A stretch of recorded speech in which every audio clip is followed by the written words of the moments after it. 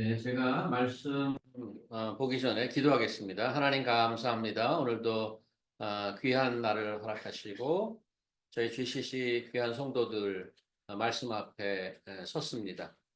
아, 저희 마음을 열어주시고 저희 영을 열어주시고 하나님의 영이 저희를 인도하셔서 아버지께서 이끄시는 진리의 곳으로 같이 따라가게 하시며 거기서 감사하고 예배하고 또 결심하고 도전받는 시간 될 수 있도록 인도하여 주시옵소서. 온라인으로 조인해서 예배하는 성도들 주께서 인도하여 주시옵시고 그곳에서도 임하시는 성령의 은혜를 깊이 받고 또 이곳에서 예배하는 저희에게도 같은 은혜로 하나님 부어 주시옵소서. 오늘 말씀을 기대합니다. 예수 그리스도의 이름으로 기도합니다. 아멘. 아멘. 굿모닝. 한 주 잘 지내셨죠? 진옥자매 한 칸 일로 오세요. 제가 가려 있으니까.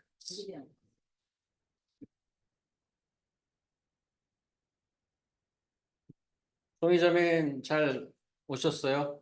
이제 뭐 한 일주일 정도 시차 때문에 좀 고생하시겠는데? 네, 잘 왔습니다. 네, 웰컴 백. 웰컴 백. 저희는 요한복음 계속 보고 있습니다. 오늘 본문은 그 유명한 보리떡 5개와 물고기 2마리, 뭐 오병이어의 기적이라고 하기도 하죠. 복음서에 이제 뭐 공간 복음 같은데 겹치는 내용이 많은데 네 복음서가 다 기록하는 거는 많지 않아요. 세 복음서, 두 복음서. 그런데 부활, 예수님의 죽음과 부활은 네 복음서가 다 있고요. 그다음에 이 오병이어의 기적이 네 복음서가 다 기록하고 있습니다. 그만큼 뭐 중요한 내용이니까 그 성경 저자들이 다 컬렉션을 하고 기록을 했겠죠. 세상에서 먹는 것만큼 더 관심 있는 게 있을까 생각이 듭니다. 요즘 유튜브 틀면 다 먹방이잖아요. 먹방도 뭐 엄청나더라고요, 그냥. 어휴. 인간의 삶에 있어서 없어서는 안 될 요소를 우리 의식주라고 말을 합니다. 그런데 뭐 입지 않고 살 곳이 없어도 견디기 하지만 먹는 게 없으면 죽습니다. 먹어야 돼. 아, 제가 좋아하는 동물 프로그램을 보면 결국 그 내용이 뭔가 하면 동물들의 먹이 활동입니다. 동물들의 먹이 활동. 거기다 먹는 거죠. 성경에 등장하는 축복의 말씀에도 먹는 얘기가 굉장히 많이 등장합니다. 하나님께서 이스라엘 백성들 무려 400년 동안이나 지속되었던 이집트 노예 생활로부터 기적의 손으로 이제 구해내셨는데 그 구해낸 이스라엘 백성이 새롭게 들어가서 정착할 그 약속의 땅이라고 그러는데 그 약속의 땅을 묘사하는 반복해서 그 묘사하는 그 말이 있어요. 혹시 아십니까? 그 땅을 어떻게 묘사하는지. 뭐 기후와 환경이 좋다, 뭐 경치가 좋다, 부동산 가격이 좋고 자녀 교육에 뭐 최적합니다. 각종 시설에 편의 시설이 잘 갖춰 있다. 뭐 치안이 잘 돼 있고 안전한 곳이다. 우리가 뭐 새로운 곳으로 이사 가면 이런 것들은 물론 반드시 고려해야 봐야 할 매우 중요한 요소들입니다. 하지만 이스라엘이 들어가서 살게 될 약속의 땅은 딱 한 줄로 요약이 됩니다. 짐작 눈치채셨나요? 젖과 꿀이 흐르는 땅. 감사합니다. 그렇게 딱 한마디로 정리를 했던 젖과 꿀이 흐르는 땅. 그것도 먹는 거예요. 그죠? 전도서에 보면 이런 말씀이 있습니다. 사람이 먹고 마시고 즐거워하는 것보다 더 나은 것이 헤아리 없다. 맞는 것 같아요. 사람이 먹을 수 있다는 것은 축복의 상징인 것은 부인할 수 없습니다. 잘 먹어야 되죠. 오늘 본문에서 말씀을 들으려고 수많은 군중들이 몰려왔을 때 예수께서 거기 이제 사람들을 보고 아우 배고파서 어떡하지 저거 그 걱정을 하셨고 그들의 줄인 배를 채워주셨습니다. 오병이어는 무엇보다도 인간의 가장 필요한 것을 채워주시기 위해 예수께서 이 땅에 오셨다라는 것을 기본적으로 보여준 기적이었습니다. 그런데 오늘 우리는 이 말씀을 대하면서 거기에 담겨 있는 하나님께서 우리에게 주고자 하는 메시지를 좀 더 찾아봐야 되지 않겠습니까? 그래서 우리 숙제죠. 우리가 다 아는 이야기인데 알려진 말씀일수록 오히려 그 의미를 이해하고 우리 삶에 적용하는데 더 어려울 수도 있습니다. 어느 정도 교회 다니시는 분이라면 오늘 본문 관련 설교를 한두 번쯤은 다 들으셨을 건데 제가 들었던 설교 중 이제 기억나는 것은 아이가 그 보리떡 5개와 물고기 2마리는 어떤 아이의 런치박스였어요. 아이도 관심이 있었는지 거기 예수님 따라가 보겠다고 그랬는지 부모님이 싸줬는지 알 수 없지만 어떤 어린 아이가 자기 런치박스를 예수님 앞에 들고 나온 것에 관한 그런 내용의 설교였어요. 어린 아이가 자기가 갖고 있던 모든 것을 내어줌으로써 그곳에 수많은 사람들이 놀라운 기적을 경험할 수 있고 혜택을 받았다는 것인데 그래서 비록 어리지만 한 아이의 헌신이 큰 기적을 만들어내게 되었다. 그렇게 해서 헌신이 중요하다라는 것이 제가 들었던 설교의 포인트였어요. 성경 말씀을 듣는 이들의 상황이나 역사적 배경을 고려해서 말씀은 아주 다양하게 적용이 가능합니다. 제가 그 설교를 들었던 당시 상당히 도전을 받았던 것으로 지금도 기억을 하는데 작은 헌신이 큰 기적을 만들어낼 수 있구나. 아무리 작은 어린아이의 것이라도 헌신해야지. 그 어린아이처럼 그렇게 이제 결심했던 기억이 있는데 오늘 말씀에서도 이와 같이 비슷한 이해와 적용이 결코 나쁘진 않습니다. 그런데 예수님께서 그런 의도를 가지고 너희들 저 애 봐라. 애가 저렇게 런치박스도 갖고 오잖아. 제 애처럼 한번 해봐. 그런 의도로 오병이의 기적을 행하셨을까 하는 데는 의문점이 남아 있습니다. 자유신학자들은 빵 5개와 생선 2마리로 5천 명을 먹였다는 기적을 믿지 않습니다. 이것뿐 아니라 자기들이 생각하기에 자연 법칙에 어긋나는 모든 초월적인, 초자연적인 것은 하나도 안 믿습니다. 그들 눈에 초월적인 신이란 없고 존재하지 않아야 하는 것입니다. 하지만 그런 자유주의 신학자들도 성경을 열심히 봅니다. 연구 대상으로 나름 열심히 연구하고 페이퍼도 쓰고 그렇습니다. 지금 여기 제 거 여기 빠졌죠? 죄송합니다. 줌이 나오나요? 지금 인터넷이 빠졌네? 나오는데. 목사님이 디스커넥트. 여기만 디스커넥트 된 건가? 디스커넥트 됐죠. 제가 지금 갑자기 이게 빠져나가서 잠깐만 기다려주세요. 어서 오세요. 성도드가 오느라고 잠깐 이 브레이크를 가져왔네. 인터넷도. 어서 오세요. 커넥팅이 이제 되는구나.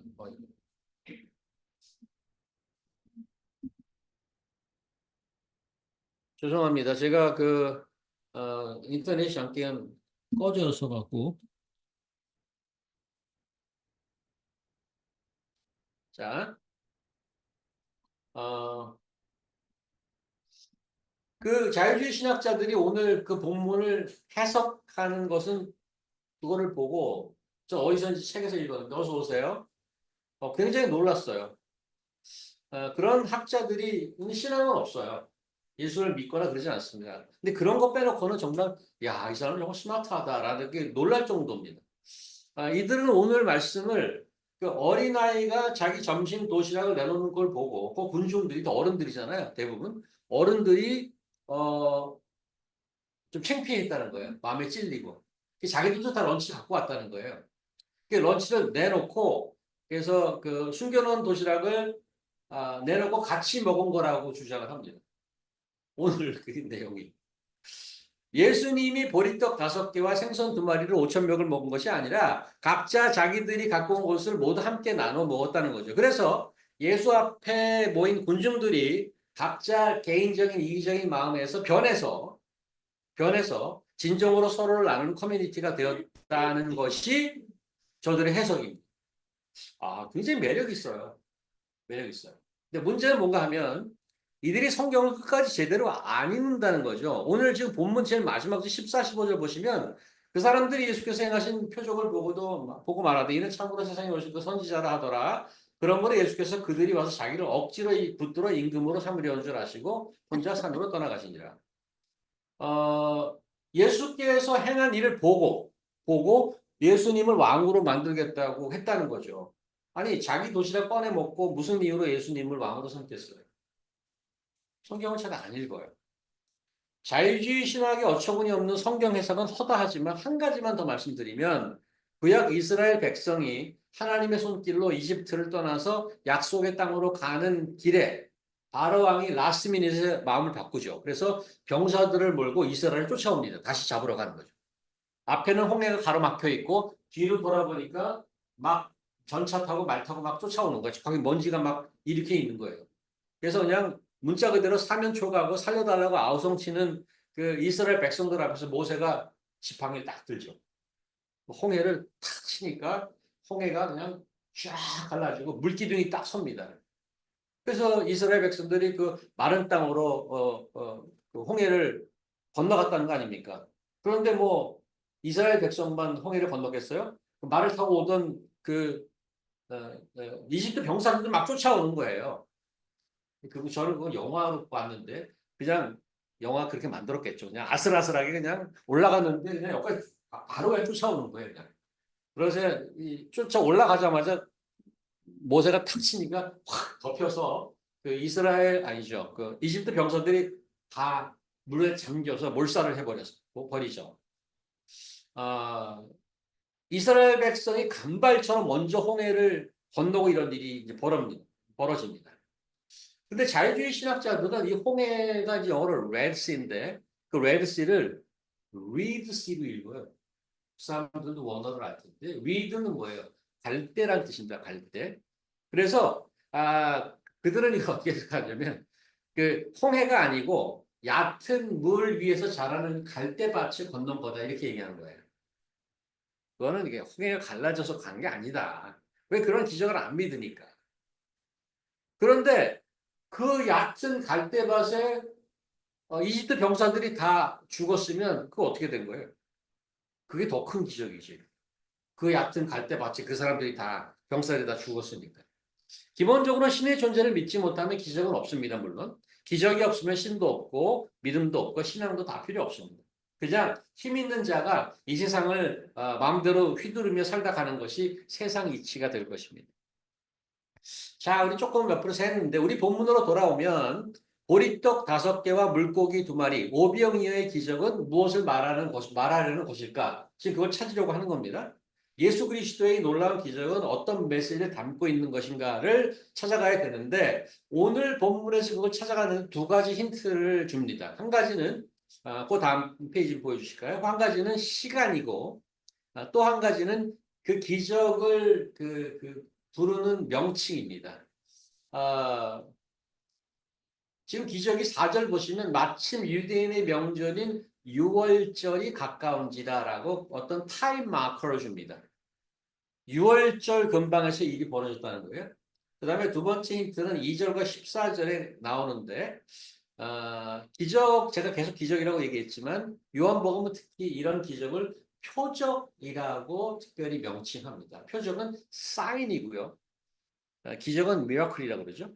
근데 사인이라고 명칭을 합니다. 그러면 오병이어와 오늘 오병이어의 기적과 유월절과 무슨 관계가 있는 것일까를 한번 추적해 봐야 되는데 오리지널 유월절이 뭔지 여러분 다 기억하시죠? 구약 이스라엘 백성들이 출애굽하기 직전에 이집트의 노예 생활을 완전히 끝내도록 하는 사건이었습니다.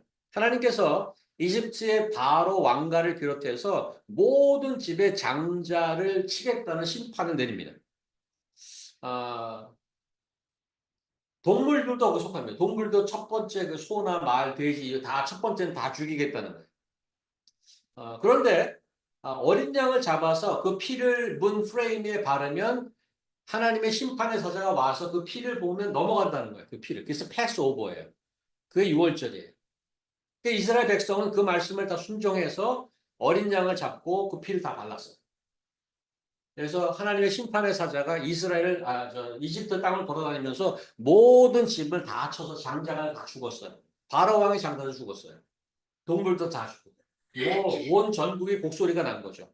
그런데 이스라엘 백성들만 그 피를 보고 넘어갔기 때문에 안전했던 거죠. 그게 6월절이 오리지널 그 컨텍스트인데 그 이야기인데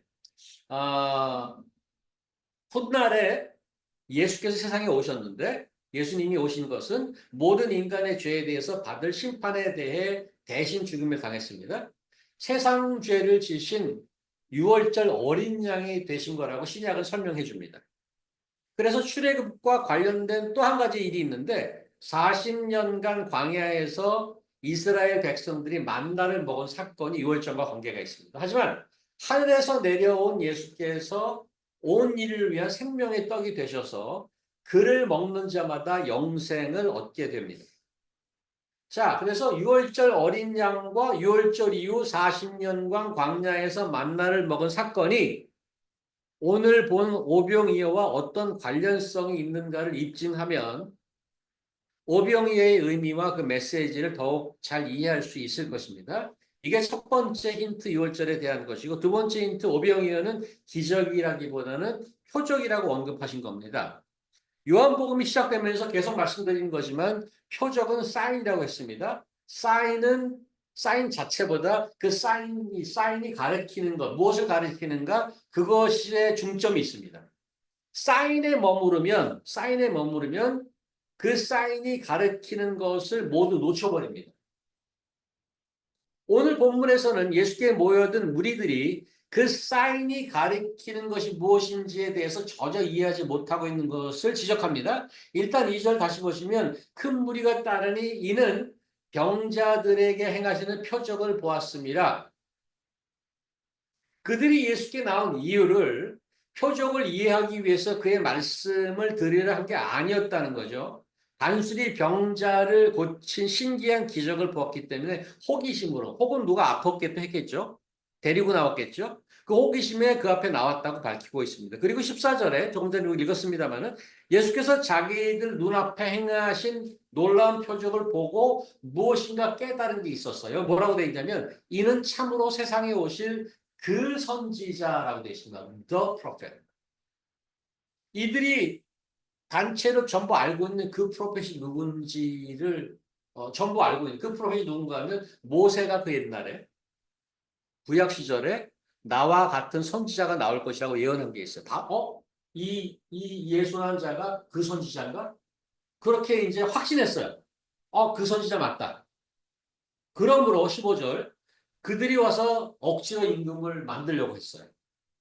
그 선지자가 아닌가라는 것까지는 좋았는데, 그들이 표적을 보고 예수를 이해해서 가려는 방향은 완전히 잘못된 것이었습니다. 예수께서 왕으로 이 땅에 오신 것은 맞습니다. 그 선지자도 맞습니다. 당시 사람들이 원하고 바라는 것은 하지만 그런 왕이 아니었습니다.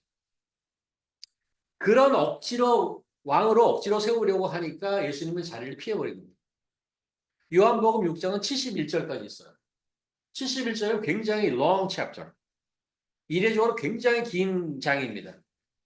요한복음에 7가지 표적이 기록되어 있다고 말씀드렸습니다. 표적은 표적 자체보다 그것이 가리키는 게 더 중요하다고 그랬죠? 그래서 예수님의 표적을 행하는 말씀이 나오고 그 표적이 어떤 뜻인지를 설명하는 구절이 또 따라서 나옵니다. 오늘 이 본문 15절까지 했는데 뒤에 71절까지 이게 무슨 뜻이냐를 굉장히 긴 지면을 할애해서 설명을 하고 있단 말이죠. 앞으로 이게 너무 길어서 다 볼 수가 없어 한 번에. 앞으로 2주간 더 보려고 합니다. 그게 볼 것이지만 오늘 오병이어 표적 자체, 그 기적 자체로만 가지고도 하나님께서 우리에게 주시는 메시지가 무엇인지 한번 생각해 보려고 하는데 요한복음 1장에 예수 그리스도를 로고스, 말씀으로 소개했던 거 기억하십니까? 태초에 말씀이 계시니라 이 말씀이 하나님과 함께 계셨으니 이 말씀은 곧 하나님이시라. In the beginning was the word and the word was with God and the word was God. 만물이 그로 말미암아 지은 바 되었으니 지은 것이 하나도 그가 없이 된 것이 없느니라. Through him, the word죠. Through him all things were made. Without him nothing was made that has been made. 오병이어는 말 그대로 놀라운 기적 맞습니다. 인간은 전혀 상상도 못하고 꿈도 꿀 수 없는 일입니다. 그래서 놀라스플이라마는 만약 이 기적을 행한 예수께서 God, 하나님이라면 별로 놀랄 것도 없습니다. 왜? 하나님은 there's nothing impossible. 조금 전에 제가 요한복음 1장 읽어드린 것처럼 뭐라고 그랬습니까? 만물이 그로 말미암아 지은 바 되었다. Out of nothing. 만물이 그로 말미암아 지은 바 된 예수께서는 창조주 하나님이십니다. 그가 바로 하나님이란 말이죠. 보리빵과 물고기가 조금이나마 있었기 때문에 그걸로 사람들을 먹을 수 있었던 것이 아닙니다.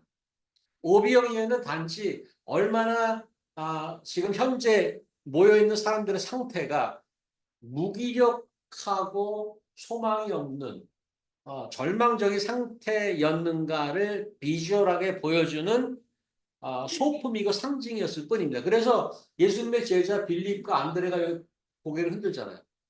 이거 지금 사람이 몇 명인데 이거 떡 5개랑 빵 5개랑 생선 2마리 갖고 이 택도 없습니다. 고개를 흔들죠.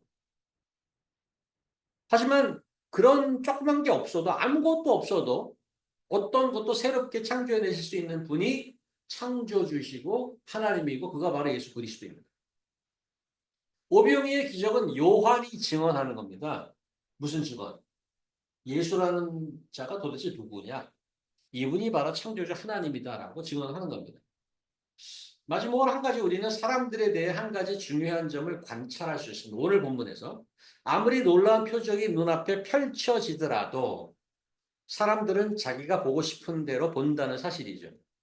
기적이건 뭐 평범한 일이든 간에 하나님의 손길이 안 닿는 것은 없습니다. That's default knowledge. If He is the one who is in control of every bit of human history, including yours and mine and so on, there's nothing that He cannot touch. Everything is under His control. 모든 것이 기적이든 아니든 상관없어요. 그래서 우리는 하나님께서 만들어가는 이 역사 속에 살아가고 있는 거죠. 그런데 사람들은 자기가 보고 싶은 것만 본다니까요. 뭐 모르긴 해도 여러분 개인사를 한번 생각해 보십시오. 뭐 30년, 40년, 저는 좀 더 많이 살았습니다만, 뭐 다는 기억 못하지만 지나가는 포토제닉으로 지나가는 것들이 있어요. 개인 역사는 굵직굵직한 역사들이 있죠. 근데 그 개인사만 들춰보아도 지금껏 기억한 놀라운 일들이 너무너무 많습니다. 그리고 그런 일들은 사실은 지금도 벌어지고 있습니다. 여러분의 삶에. 그리고 저의 삶에.